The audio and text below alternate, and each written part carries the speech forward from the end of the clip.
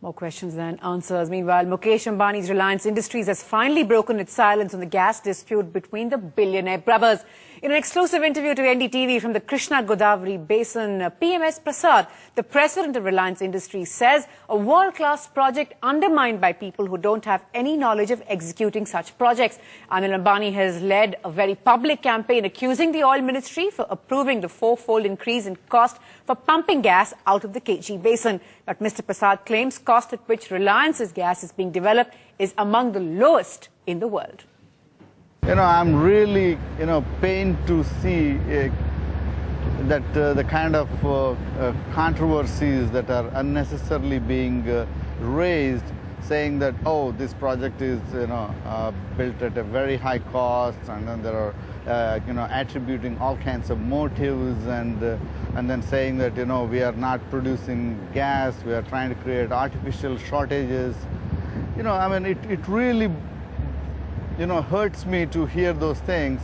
And yes, I know people want to say all this for political reasons, but then why undermine a great project for the country and a project that the E&P industry in the world is very proud of. There has been a huge spurt in the amount that you've had to spend, and that's the other debate. The fact that you were just talking about $2 billion initially, and a figure that was increased almost fourfold, even though the output from this field has increased, has only doubled. Yeah, there are a number of reasons, Sweta. See, number one, this $2.5 billion was the estimate that we gave based on the 2003 prices. Now, at that time, to be very candid, neither we understood exactly the scale and the magnitude and the complexity.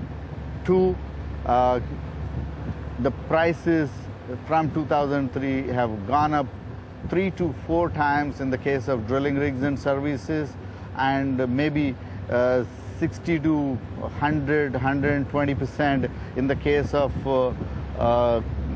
the commodities like steel and the other, the fabricated equipment and the services. So this is what has happened. Now, it also, don't forget the fact that we found more resources, and we have also scaled up the production. Right. But so one is scaling up the production. The second is the huge cost increases that have happened either in the drilling and the associated services, as well as the other hardware and the cost of installation and the cost of other engineering services, etc. So how does this project really compare? If we were to compare the cost of development of this project, how much are you spending, for instance, per barrel in terms of per barrel of oil equivalent or gas that you will be taking out of here? And how does it compare with some of the best projects worldwide? See, if you compare the deep water projects, you have to compare the comparables. I do know all kinds of allegations being made in the media, but if you look at the people who understand and talk to them, when I mean understand, people from the E&P industry who have executed deep water projects, bring them and then ask them, right? And then ask them to, or any questions whether this is a competitive cost or not. I can guarantee you that they will say it's a very competitive cost.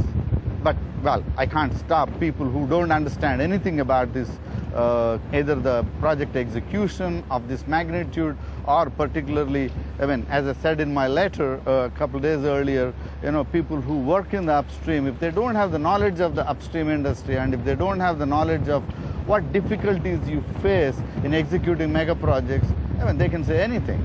Has the controversy actually forced you to push back some of the plans that you had made for the Krishna Godavari Basin? I wouldn't say that, but we are just being more cautious, and then want to make sure that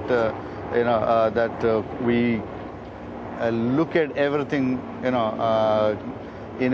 from a risk perspective.